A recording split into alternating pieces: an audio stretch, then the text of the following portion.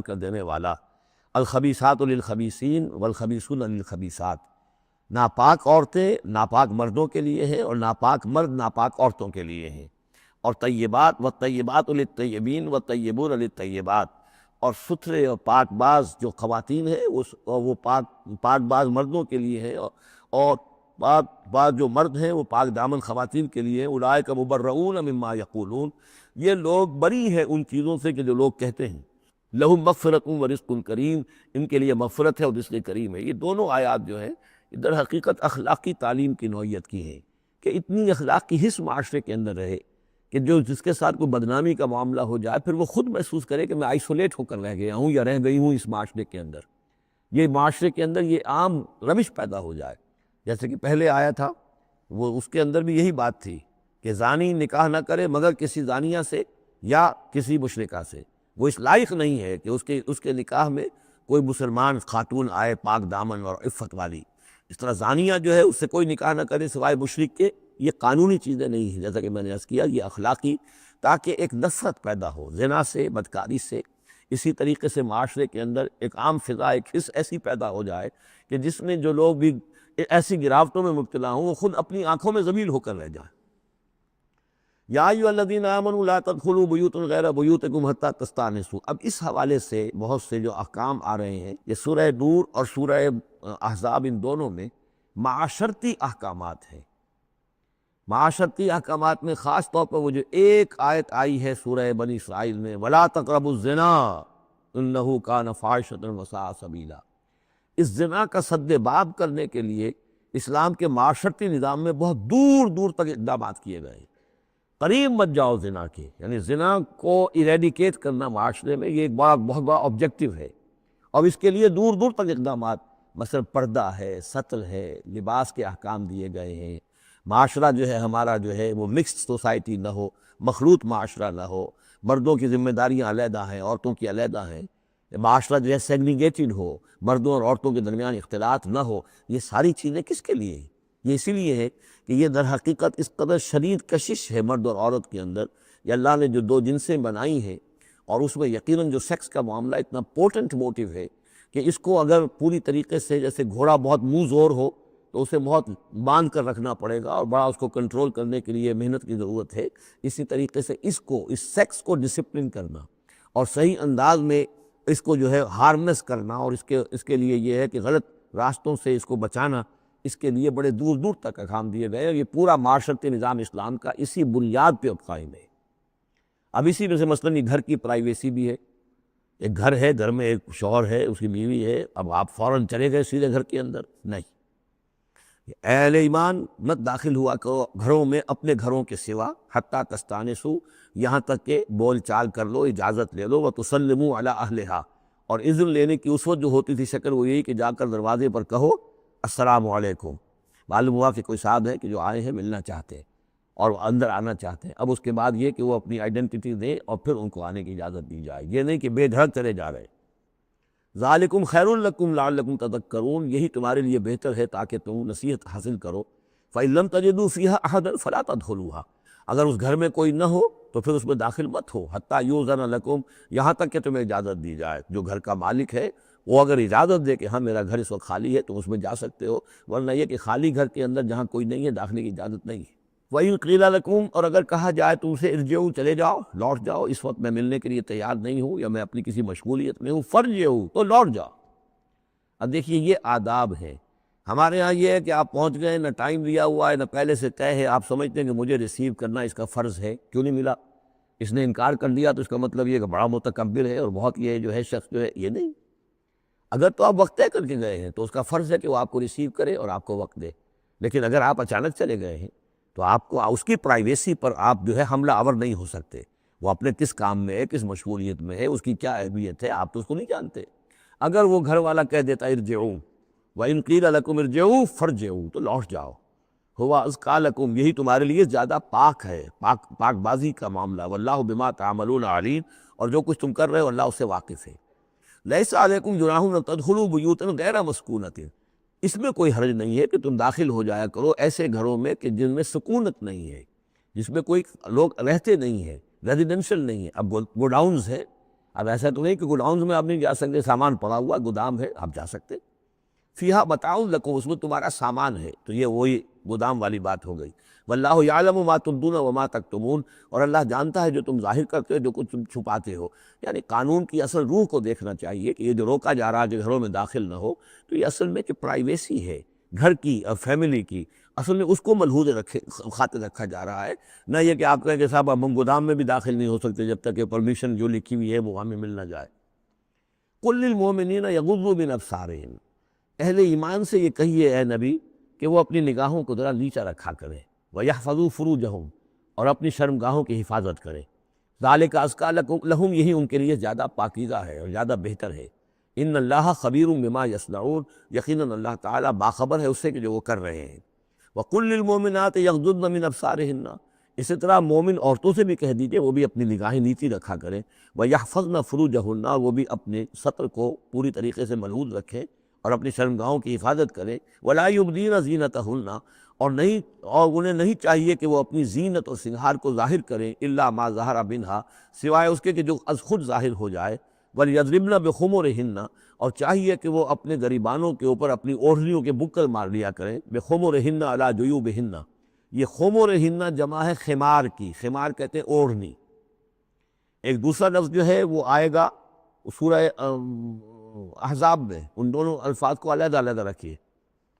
یہ ہے کہ اپنے گریبانوں کے اوپر، گویا کہ یہ بھی پرانا ہمیشہ سے لباس، عورت کے لباس میں اوڑھنی بھی تھی اور عورت کے لباس میں چادر بھی تھی۔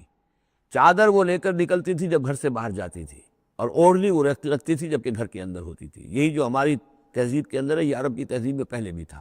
چہرے کا پردہ نہیں تھا عرب میں، چادر وہ لے کے جاتی تھی تو چادر اپنے اوپر ڈالتی تھی، اور مرد بھی چادر کے بغیر نہیں ہوتے تھے، نہ کوئی مرد بغیر چادر کے نہ عورت، بلکہ چادر ہی سے ایک شخص کا رتبہ معین ہوتا تھا۔ کسی کی چادر بڑی شاندار ہے، دوشالہ اوڑھا ہوا ہے، بہت قیمتی ہے، تو وہ بڑا آدمی ہے، وہ سردار ہے۔ کسی کے بیچارے کی جو ہے معمولی سی چادر ہے۔ اور اسی لیے اس حدیث میں آتا ہے کہ جو شخص تکبر کرتا ہے، الکبر ردائی، تکبر جو ہے وہ تو میری چادر ہے۔ اور وہ یہ عرب میں یہ بڑا کسی شخص کی توہین کرنی ہوتی تھی اس کی چادر گھسیٹتے تھے، گویا کہ اس کی عزت جو ہے اس کو کھینچ لیا ہے۔ تو اللہ فرماتا ہے جو تکبر کرتا ہے وہ گویا میری چادر گھسیٹ رہا ہے میرے کندھے سے، اس درجے جو ہے اللہ تعالیٰ جو ہے اس میں اپنی توہین محسوس کرتا ہے۔ تو وہ اپنی ان اوڑھنیوں کے بکل مار لیا کرے اپنے گریبانوں پر، یعنی یہ کہ یہ انسان کے لیے، عورت کے لیے، یہ اس کی زینت کا ایک بہت بڑا حصہ ہے۔ اس کی جو بھی چھاتی ہے اس کے لیے ایک اضافی کرتا اس نے پہنا ہوا ہے، لیکن کرتے کے اوپر مزید جو ہے یہ ایک بکل اس کی اوڑھنی کا ہو۔ وَلَا يُبْدِينَ زِينَتَهُنَّ، اس کے سینے کے اوپر یہ اضافی ہو جائے گا، وَلَا يُبْدِينَ زِينَتَهُنَّ، اور نہ وہ ظاہر کرے اپنی زینت کو۔ اب یہ ہے جو محرموں کی فہرست آ رہی ہے جس کے سامنے عورت کھلے چہرے کے ساتھ آ سکتی ہے بلا حجاب، اور یہ اتنی طویل فہرست جو دی گئی ہے، آخر سوچنا چاہیے کہ اللہ تعالیٰ نے یوں ہی ایکسرسائز ان فیوٹیلٹی تو نہیں کی ہے۔ کیا فرق ہے اگر ایک عورت کے چہرے کا پردہ نہیں ہے، وہ باہر نکلتی ہے چادر لے کر، اور یہ کہ اس میں کسی اور کے ساتھ اس کا پردہ چہرے کا نہیں ہے، تو پھر یہ پوری فہرست دینے کی ضرورت کیا ہے؟ میرے نزدیک چہرے کا پردہ اسلام کے اندر لازم ہے، اور اس چہرے کے پردے سے مستثنیٰ ہیں یہ لوگ۔ کون لوگ مستثنیٰ ہیں؟ الا لبعولتہن، ان کے شوہر نمبر ایک، او آبائہن، یا ان کے باپ، اور باپ سے مراد باپ، دادا، چچا، یہ سب چلیں گے۔ او آبائے بعولتہن، یا ان کے شوہروں کے باپ، او ابنائہن، یا ان کے اپنے بیٹے، او ابنائے بعولتہن، یا ان کے شوہروں کے بیٹے، یعنی ان کے شوہروں کی کسی اور بیوی سے اولاد ہے، بیٹے ہیں، تو وہ بھی محرم ہے، وہ نامحرم نہیں ہے۔ او اخوانہن، یا ان کے اپنے بھائی، او بنی اخوانہن، یا ان کے بھائیوں کے بیٹے، او بنی اخواتہن، یا یہ ہو گئے، او بنی اخواتہن، یا ان کے بھانجے، او نسائہن، یا ان کی عورتیں، اپنی عورتیں، جان پہچان کی عورتیں، عام عورتیں نہیں ہیں، نسائہن، او ما ملکت ایمانہن، یا یہ کہ جو ان کے غلام اور ان کی لونیاں ہیں۔ اکثر و بیشتر اہل سنت کے نزدیک یہاں مرد غلام مراد نہیں ہے بلکہ لونیاں مراد ہے۔ اب التابعین غیر اولی الاربۃ، یا ایسے تابع لوگ جو کہ صرف خدمت گار ہیں، بعض اوقات ہوتا ہے خاندانی طور پر جو ہے وہ خدمت گار کرنے والے ہیں، باپ بھی کہیں ملازم تھا اسی گھر میں، اب اس کی اولاد بھی وہیں پر ہے، وہ بھی کام کر رہی ہے، بچپن سے وہیں پلے ہیں۔ ایسے لوگ ہوتے ہیں کہ جن کو واقعتاً پھر اس گھر کی خواتین سے اس طرح کا خیال کبھی نہیں آ سکتا کہ ان کے بارے میں وہ کوئی بری بات سوچے۔ اب التابعین غیر اولی الاربات، یا وہ تابع کہ جو کہ کوئی غرض نہیں رکھتے اس قسم کے معاملات سے، من الرجال مردوں میں سے، اب الطفل الذین لم یظہروا علی عورات النساء، یا وہ لڑکے کہ جو ابھی عورتوں کے جو مخفی معاملات ہیں ان سے واقف ہی نہیں، ابھی وہ جنسی جو بھی باتیں ہیں ان سے واقف نہیں ہیں۔ ولا یضربن، یہ اب یہ فہرست مکمل ہو گئی، یہ ہیں محرم لوگ جن کے سامنے عورت بغیر چہرے کے پردے کے آ سکتی ہے۔ باقی یہ کہ زینت جو خود بخود ظاہر ہو جائے، اب ظاہر ہے کہ آپ نے چادر بھی لی ہوئی ہے، کسی خاتون نے برقع بھی اوڑھا ہوا ہے، لیکن اب کسی کا قد ہے ماشاءاللہ، وہ قد ایسا ہے، سرو قد ہے کوئی خاتون، تو وہ کہاں چھپائے گی اس قد کو، وہ تو ظاہر ہو جائے گا۔ جسم متناسب ہے، اب وہ جسم تو ظاہر ہو جائے گا۔ اس اعتبار سے ما ظہر اب انہا کو لوگوں نے لے لیا چہرے کے لیے، یہ بالکل غلط ہے۔ چہرے کا تو پردہ میرے نزدیک لازم ہے، اور یہ کہ باقی یہ کہ ان کے سامنے چہرے کے سمیت عورت آ سکتی ہے۔ باقی عورت جو ہے اپنے بیٹے کے سامنے بھی سوائے 3 اعضاء کے اور نہیں کھول سکتی، اپنے بھائی کے سامنے بھی نہیں کھول سکتی۔ چہرہ، یہ ہاتھ پونچھوں سے نیچے، اور پیر ٹخنوں سے نیچے، یہ جو 3 اعضاء ہیں یہ وہ ہیں کہ جو جس کو عورت نے یہ کھلے رکھ سکتی ہے، اپنے وہ بیٹے کے سامنے بھی، بھائی کے سامنے بھی، اور جو بھی رشتے گنائے گئے ہیں۔ لیکن یہ کہ اس سے آگے پھر جو ہے معاملہ وہ پھر شوہر کا ہے، اس سے آگے یعنی لباس کا معاملہ جو ہے جس سے کہ عورت جو ہے وہ آزاد ہوگی، وہ صرف شوہر کے لیے۔ وَلَا يَضْرِبْنَ بِأَرْجُلِهِنَّ لِيُعْلَمَ مَا يُخْفِينَ مِنْ زِينَتِهِنَّ، اور نہ یہ ایسا ہو کہ وہ اپنے پاؤں مار کر چلیں، کوئی زیور جو ہے پاؤں میں پہنا ہوا اس کی جھنکار ہو تاکہ لوگوں جو ہے ادھر متوجہ ہو جائیں۔ لِيُعْلَمَ مَا يُخْفِينَ مِنْ زِينَتِهِنَّ، تاکہ لوگوں کے علم میں آ جائے کہ کیا انہوں نے چیز چھپائی ہوئی ہے اپنی زینت میں سے، کیا زیورات پہنے ہوئے ہیں۔ وَتُوبُوا إِلَى اللَّهِ جَمِيعًا أَيُّهَا الْمُؤْمِنُونَ، اور اے اہل ایمان سب کے سب مل کر اللہ کی جناب میں توبہ کرو، لَعَلَّكُمْ تُفْلِحُونَ، تاکہ تم فلاح پاؤ۔ وَأَنكِحُوا الْأَيَامَ مِنكُمْ، اور دیکھو اپنی بیواؤں کی شادیاں کر دیا کرو۔ وَالصَّالِحِينَ مِنْ عِبَادِكُمْ، یہ بھی اب ایک بہت اہم ہے بات۔ ہندوانہ ہمارا معاشرہ جو ہے وہ بیوہ کی شادی جو ہے وہ تو جائز بھی نہیں سمجھتا، یا بہت ہی یوں سمجھیے کہ اس کے نزدیک بہت ہی ناپسندیدہ بات ہے، اور ہمارے ہاں بھی یہ ہو گیا ہے۔ حالانکہ یہاں حکم ہے انکحوا الایام منکم، بیواؤں کی شادیاں کر دیا کرو۔ والصالحین من عبادکم و امائکم، اور تمہاری جو بانیاں ہوں، غلام ہوں، ان میں سے بھی جو سمجھدار ہوں، جن کے کردار کے بارے میں تمہیں اعتماد ہو، ان کی بھی شادیاں کر دیا کرو۔ ایک کی کنیز ہے، ایک کا غلام ہے، ان کی شادی ہو جائے۔ اب ظاہر بات ہے وہ کنیز جو ہے اپنے آقا کے، اب اس کے ساتھ وہ تمتع نہیں کر سکے گا، اس لیے کہ اس نے اجازت دے دی ہے کہ اس کی کنیز کی شادی ہو گئی ہے کسی غلام کے ساتھ۔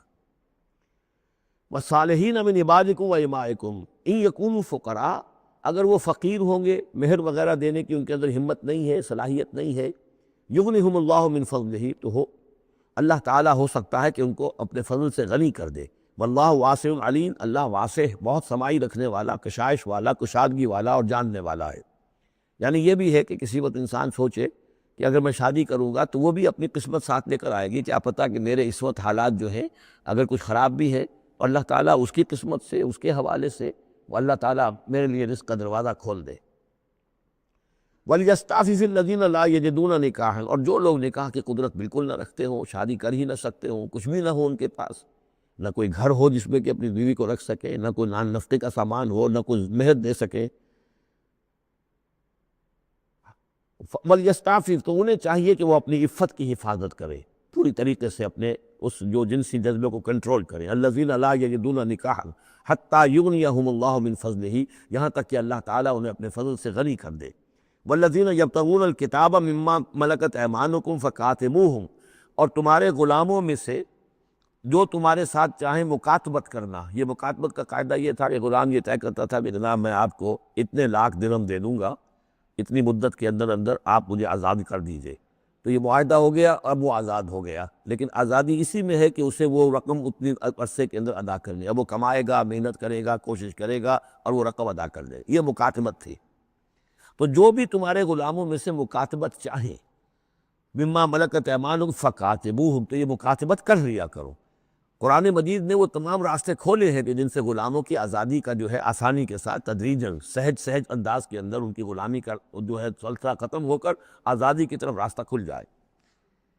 فَقَاتِبُوهُمْ إِنْ عَلِمْتُمْ فِيهِمْ خَيْرًا، اگر تم دیکھ رہے ہو ان کے اندر کہ خیر ہے، بھلائی ہے، واقعتاً یہ شخص پہ اعتماد کیا جا سکتا ہے، یہ بھاگ نہیں جائے گا اور یہ جو بھی کرنا چاہ رہا ہے معاہدہ اس کو پورا کرنے کی اس کی نیت ہے۔ وَآتُوهُمْ مِن مَالِ اللَّهِ الَّذِي آتَاكُمْ، پھر ایسے لوگوں کو جنہوں نے مکاتبت کی ہو تم بھی مال دیا کرو جو اللہ کا مال تمہارے پاس اللہ نے تمہیں دیا ہے، یعنی لوگ مدد بھی کریں اس کی تاکہ وہ اپنی اس رقم کو جلد از جلد ادا کر کے اور وہ پھر آزاد ہو جائے۔ وَلَا تُكْرِهُوا فَتَيَاتِكُمْ عَلَى الْبِغَاءِ، اور دیکھو اپنی بانیوں کو، چھوکریوں کو، یہ جو وہاں پہ بانیاں کنیزیں ہوتی تھی انہیں بدکاری پر مجبور نہ کرو۔ ان اردنا تحسنا، اگر وہ چاہیں کہ وہ پاک دامن رہیں، وہ کسی قلعے میں رہیں اور ان سے، چونکہ یہ بھی رواج وہاں تھا، ان بانیوں سے پھر وہ پیشہ کراتے تھے۔ اب یہ اصل میں اصلاح ہو رہی ہے اس معاشرے کی اور اس کے اندر ان چیزوں کو رفتہ رفتہ روکا جا رہا ہے۔ جیسے سورہ نساء میں آیا تھا، ایسا بھی ہوتا تھا کہ باپ کی بیویاں جو ہیں اپنی جو سوتیلی مائیں ہیں انہیں اپنے گھر میں ڈال لیا، لیکن یہ ساری چیزیں رفتہ رفتہ ایک ایک کر کے پھر کی بندش ہوئی ہے، تو وہ اپنی اولونیوں سے پیشہ کراتے تھے اور کمائی خود کھاتے تھے۔ تو فرمایا یہ بہت غلط ہے، لِتَبْتَغُوا عَرَضَ الْحَيَاةِ الدُّنْيَا، تاکہ تم حاصل کرو دنیا کی زندگی کا سامان۔ وَمَنْ يُكْرِهُنَّ فَإِنَّ اللَّهَ مِن بَعْدِ إِكْرَاهِهِنَّ غَفُورٌ رَحِيمٌ، اور اگر کوئی ان کو مجبور کرے گا اس کام کے لیے تو اللہ تعالیٰ ان کی اس مجبوری کی بنا پر ان کے حق میں غفور اور رحیم ہوگا۔ تم پر وبال آئے گا، جو کام یہ غلط کروائے گا وبال اس پر آئے گا۔ اگر وہ خود جو ہے مجبوراً کر رہی ہے اور وہ اس کے لیے ذہناً تیار نہیں ہے تو بہرحال اللہ اس کے حق میں غفور اور رحیم ہوگا۔ وَلَقَدْ أَنزَلْنَا إِلَيْكُمْ آيَاتٍ مُبَيِّنَاتٍ، اور دیکھو ہم نے نازل کر دی ہے تمہاری جانب یہ روشن آیات، وَمَثَلًا مِّنَ الَّذِينَ خَلَوْا مِن قَبْلِكُمْ، اور وہ ساری باتیں بھی ہم نے بتا دی ہیں کہ جو ان لوگوں میں تھیں جو تم سے پہلے تھے۔ یہ ساری گندگیاں، معاشرتی خرابیاں جو ہے یہ پہلوں کے اندر بھی تھی، ہم نے ان سب کی نشاندہی کر دی ہے۔ وَمَوْعِظَةً لِّلْمُتَّقِينَ، اور اہل تقویٰ کے لیے ہم نے نصیحت یہ نازل فرما دی ہے۔ قَدْ جَاءَتْكُم مَّوْعِظَةٌ مِّن رَّبِّكُمْ وَشِفَاءٌ لِّمَا فِي الصُّدُورِ۔ اب یہ 5واں رکوع آ رہا ہے اور یہ ہمارے اس منتخب نصاب کا جو دوسرا حصہ ہے، ایمان کی بحث، اس کے ضمن میں یہ بہت اہم درس ہے۔ اور یہ آیت نمبر 35 جو آ رہی ہے یہ قرآن مجید کی عظیم ترین آیات میں سے ہے۔ اس سورہ مبارکہ کی بھی آیت نمبر 35 اور سورہ احزاب میں بھی بالکل ٹھیک یہی نمبر، آیت نمبر 35 آپ کو ملے گی۔ یہ ایمان پر اور وہ اسلام کی کیفیات پر قرآن مجید کی عظیم ترین آیات ہے۔ اللہ نور السماوات والارض، اللہ آسمانوں اور زمین کا نور ہے۔ مثل نور ہی، اس پر ایمان کی مثال، اس کے نور ایمان کی مثال ایسی ہے کہ مشکاتن، جیسے ایک طاق ہے، فیہا مصباح، اس میں ایک چراغ روشن ہے۔ المصباح فی زجاجہ، وہ چراغ جو ہے چمنی کے اندر ہے، شیشہ ہے اس کے اوپر، جیسے لالٹینیں ہوتی تھی پچھلے زمانے میں، گلوب کے ساتھ جو ہے وہ لیمپ ہوتے تھے۔ الزجاجۃ کأنہا کوکب دری، اور وہ شیشہ چمک رہا ہے جیسے کہ ایک چمکدار ستارہ ہو۔ یوقد من شجرۃ، اور اس مصباح میں، اس دیے میں، اس چراغ میں جلایا جا رہا ہے تیل، کس کا؟ ایک شجرہ مبارکہ زیتونہ کا، ایک ایسا مبارک درخت زیتون کا، لا شرقیۃ ولا غربیہ، جو نہ شرقی ہے نہ غربی ہے، یعنی یہ کہ درخت ہے، جھنڈ ہے ایک۔ اب اگر تو کچھ جھنڈ کے مشرق میں کوئی درخت ہے تو صبح کی دھوپ تو انہیں ملے گی، شام کی نہیں ہوگی۔ مغرب میں ہے تو شام کی دھوپ مل جائے گی، صبح کی نہیں ملے گی۔ ایک علیحدہ کھڑا ہوا ہے کوئی، جس کے نہ ادھر کوئی اور ہے نہ ادھر کوئی اور درخت ہے، تو پورے دن کی تمازت دھوپ کی جو ہے وہ جذب کر رہا ہے۔ اور ایسے درخت کا جو روغن زیتون ہوتا تھا وہ بہت صاف شفاف، اسی کی مثال دی جا رہی ہے، جو نہ شرقی ہے نہ غربی ہے، وہ کسی جانب سے اوٹ میں ہے ہی نہیں۔ یکاد زیتھا یضیء، اس کا جو روغن ہے وہ بھڑک اٹھنے کو بیتاب ہے، قریب ہے کہ روشن ہو جائے۔ وَلَوْ لَمْ تَمْسَسْهُ نَارٌ، چاہے اسے ابھی آگ نے چھوا ہی نہ ہو۔ نور علی نور، جب آگ مس کر جائے، چھو جائے تو پھر نور علی نور ہے، وہ بھڑک اٹھتا ہے۔ یہدی اللہ لنورہ من یشاء، اللہ تعالیٰ ہدایت فرماتا ہے اپنے نور کی جانب جس کو چاہتا ہے۔ وَيَضْرِبُ اللَّهُ الْأَمْثَالَ لِلنَّاسِ، اور اللہ تعالیٰ مثالیں بیان کرتا ہے لوگوں کے لیے۔ وَاللَّهُ بِكُلِّ شَيْءٍ عَلِيمٌ، اور اللہ ہر چیز کا کما حقہ علم رکھتا ہے۔ یہ اصل میں ایمان کے لیے، اس کے اجزائے ترکیبی کے لیے بہترین تمثیل ہے، جس کو میں پہلے بیان کرتا رہا ہوں کہ ایک ہے فطرت، انسانی فطرت۔ اگر فطرت سلیم ہے تو اس کے اندر یہ ایمانی حقائق موجود ہیں، معرفت خداوندی موجود ہے۔ البتہ اس پر کوئی پردے آ گئے ہیں، اس کے اوپر جو ہے کچھ غلاف پڑ گئے ہیں، اور جب آتی ہے وحی وہ اس کو ایکٹیویٹ کرتی ہے۔ آیات الہیہ جو ہیں، آیات قرآنیہ، وہ اندر کے اندر جو ڈورمنٹ اس کی کانشسنس ہے ایمان کی، اس کو ایکٹیویٹ کر کے شعور پر لے آتی ہے۔ اس کو یوں سمجھے کہ جیسے تیل ہے، اب تیل ایک ہے کڑوا تیل، جس سے کہ ہم دیے کبھی جلایا کرتے تھے، اب تو شاید ہی کہیں آپ نے دیکھا ہو دیا کس کو کہتے ہیں، لیکن اس میں وہ کڑوا تیل جو جلتا تھا، تو کڑوا تیل خود آگ نہیں پکڑ سکتا، اس میں بتی ڈالنی پڑتی تھی، کوئی کپڑے کی بتی ہے بٹکر، یا یہ کہ وہ روئی کی بتی بنائی ہے، اس بتی کو پھر آگ لگاتے تھے تو چل تو رہا ہے تیل، لیکن بواسطہ بتی، براہ راست وہ تیل جلنے کی پوزیشن میں نہیں ہے۔ لیکن ایک تیل ہے پیٹرول، اس کو جو کڑوے تیل سے روشنی حاصل کرنے کے لیے جتن کرنے پڑ رہے ہیں آپ کو جلانے کے لیے، اور پیٹرول گویا کہ بیتاب ہے، وہ بھڑک اٹھنے کو بیتاب ہے، ذرا سی چنگاری قریب آئی اور بھڑک گیا۔ اسی طریقے سے انسانوں کی طباع کا فرق ہے۔ کچھ لوگوں کی جو فطرت ہے اتنی سلیم ہوتی ہے، اتنی نیکی ہوتی ہے اس کے اندر، کہ جیسے ہی وہی سامنے آئی، آئینہ جگمگا اٹھا ایک دم، اس لیے کہ اوپر غبار ہے ہی نہیں، اس کے اوپر کوئی اور جو ہے پردے پڑے ہوئے ہیں ہی نہیں۔ یہ مثال صدیقین کی ہے جو میں نے کل بھی آپ سے عرض کیا تھا، کہ جیسے کہ حضور نے فرمایا میں نے جس کے سامنے بھی دعوت ایمان رکھی، اس نے کچھ نہ کچھ توقف اور تردد ضرور کیا، سوائے ابو بکر کے کہ ایک لحظے کا بھی توقف نہیں کیا۔ یہ اس لیے کہ ان کی فطرت اتنی سلیم تھی، گویا کہ وہ پیٹرول تھا ان کے اندر جو بھڑک اٹھنے کو بیتاب تھا، کہ ذرا قریب بھی اگر ریاضدائی آ گئی تو بھڑک اٹھے۔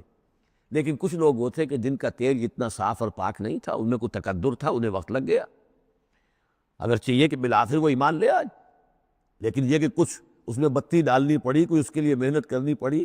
السابقون الاولون من المہاجرین والانصار والذین اتبعوہم بإحسان، پھر وہ لوگ ہیں جو بعد میں درجہ بدرجہ پھر ان کے بعد آتے چلے گئے۔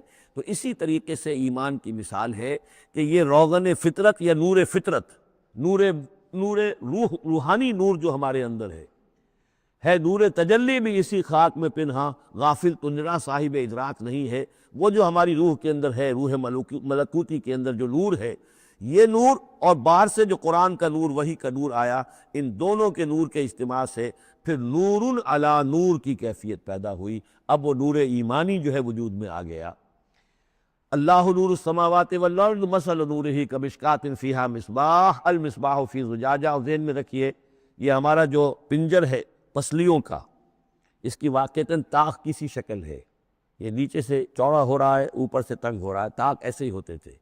ڈائفرام جو ہے وہ اس طاق کا گویا کہ فلور ہے، جو ہمارے ایبڈومینل کیویٹی کو چیسٹ کیویٹی سے علیحدہ کرنے والا عضو ہے، اور دل رکھا ہوا ہے اس کے اوپر، یہ گویا کہ چراغ ہے۔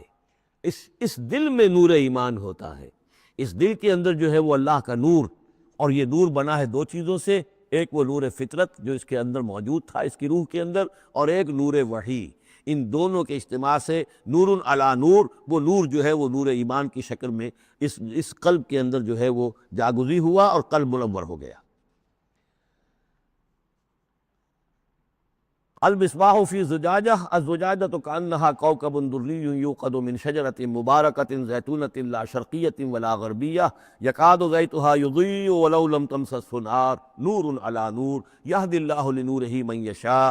یہ نور علی نور ہے، دو نوروں کے جمع ہونے سے یہ نور ایمان وجود میں آیا، نور فطرت، نور وحی۔ اور اللہ تعالیٰ ہدایت دیتا ہے اپنے نور کی جس کو چاہتا ہے، اور اللہ یہ مثالیں لوگوں کے لیے بیان کرتا ہے۔ باقی اللہ کو تو ہر شے کا کما حقہ علم ہے، مثال کی ضرورت انسانوں کے لیے ہے کہ جو ان لطیف حقائق کو ایسے ہی آغاز خود نہیں سمجھ سکتے۔ اب جن لوگوں کے دلوں میں یہ نور ایمان پیدا ہو جاتا ہے، ان کی ایک جھلک دکھائی جا رہی ہے کہ ان کی شخصیت، ان کی زندگی کی دلچسپیاں کیا ہوتی ہیں۔ فی بیوت اذن اللہ ان ترفع ویذکر فیہا اسمہ، ان گھروں میں جن کا کہ اللہ نے حکم دیا کہ انہیں بلند کیا جائے، یعنی مساجد۔ بلند کرنے سے مطلب یہ ہے کہ ان کو نمایاں بنایا جائے۔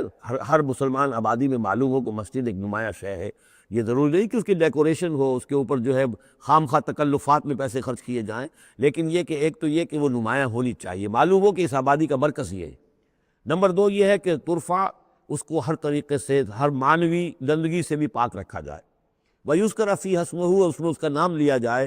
يُسَبِّحُ لَهُ فِيهَا بِالْغُدُوِّ وَالْآصَالِ، یہ جو صاحب ایمان لوگ ہیں جن کے دلوں میں ایمان کی قندیلیں روشن ہیں، یہ تسبیح کرتے ہیں اللہ کی ان گھروں کے اندر، صبح کے وقت بھی اور شام کے وقت بھی۔ رجال، وہ جواں مرد، لا تلہیہم تجارۃ ولا بیع عن ذکر اللہ واقام الصلاۃ، جن کو غافل نہیں کر سکتی نہ کوئی تجارت نہ کوئی خرید و فروخت اللہ کی یاد سے اور نماز کے قائم کرنے سے، وایتاء الزکاۃ اور زکوٰۃ کے ادا کرنے سے۔ یخافون یومن، یہ سب کچھ کر کے بھی وہ ڈرتے رہتے ہیں، لرزاں و ترساں رہتے ہیں، کانپتے رہتے ہیں اس دن کے تصور سے، تتقلب فیہ القلوب والابصار، جس میں کہ دل بھی الٹ جائیں گے اور نگاہیں بھی الٹ جائیں گی۔ لیجزیہم اللہ احسن ما عملوا، تاکہ اللہ تعالیٰ ان کو بدلے میں دے بہترین جزا ان کے اعمال کی، ویزیدہم من فضلہ، اور اضافہ کرے اپنی طرف سے اپنے فضل میں سے۔ واللہ یرزق من یشاء بغیر حساب، اور اللہ تعالیٰ چاہتا ہے دیتا ہے جس کو چاہتا ہے بغیر حساب۔ اللہم ربنا اجعلنا منہم، یہ تو مومن صادق کے لیے ایمان ان کے دلوں میں ہے، اس کی تمثیل یہ ہے، اور ان کے کردار کی جھلک یہ ہے۔ اب ایک ہیں بین بین کے لوگ، ایمان تو نہیں ہے لیکن کچھ نہ کچھ نیکی کے کام کرتے ہیں، کچھ اپنے دل کی تسلی کے لیے، کچھ اپنے ضمیر کو مطمئن کرنے کے لیے۔ ان کی نیکی حقیقی نیکی نہیں ہے۔ وہ لیس البر ان تولوا وجوہکم قبل المشرق والمغرب، اس آیت کو ذہن میں رکھیے۔ والذین کفروا، اور جو لوگ ایمان سے تہی ہے، محروم ہے، کافر ہے، ان کی نیکیاں، ان کے اعمال کیا ہے؟ کسراب، جیسے ریت ہو، سراب ہو، بقیۃ، ایک چٹیل میدان میں، یحسبہ الظمآن ماء، پیاسا سمجھتا ہے کہ پانی ہے، حتی اذا جاءہ، یہاں تک کہ وہ جب وہاں پہ گھسٹ کر بھی پہنچتا ہے تو معلوم ہوتا ہے لم یجدہ شیئا، کچھ نہیں پاتا وہاں پر، ووجد اللہ عندہ، اور اللہ کو پاتا ہے وہاں موجود، فوفاہ حسابہ، تو اللہ تعالیٰ اس کا حساب اسے پورا چکا دیتا ہے۔ واللہ سریع الحساب، اور اللہ جو ہے حساب چکانے میں دیر نہیں لگاتا۔ یعنی یہ جو نیکیاں ہوتی، جھوٹی نیکیاں، ملمے کی نیکیاں، حقیقی ایمان نہیں ہے، ایمان باللہ نہیں ہے، ایمان بالآخرت نہیں ہے، لیکن یوں ہی کچھ نہ کچھ نیکیاں ہیں، کچھ خدمت خلق کے کام ہے، اس طرح کی چیزیں اللہ کی نگاہ میں ان کے کوئی وقت نہیں۔ اس کے لیے پہلے ایک مثال سورہ ابراہیم میں آ چکی ہے، دوسری مثال یہ کہ یہ نیکیاں سراب کے مانند ہیں، جنہیں پیاسا سمجھتا ہے کہ یہ پانی ہے، حقیقت میں پانی نہیں ہے۔ اب تیسرا جو کردار ہے وہ یہ ہے کہ جن کے دلوں میں، جن کی زندگیوں میں یہ جھوٹ موٹ کی نیکی بھی نہیں ہے، نفس پرستی اور دنیا پرستی، اور ان کے اندر ہر طرح کی گندگی جو ہے وہ آ چکی ہے۔ ان کی مثال کیا ہے؟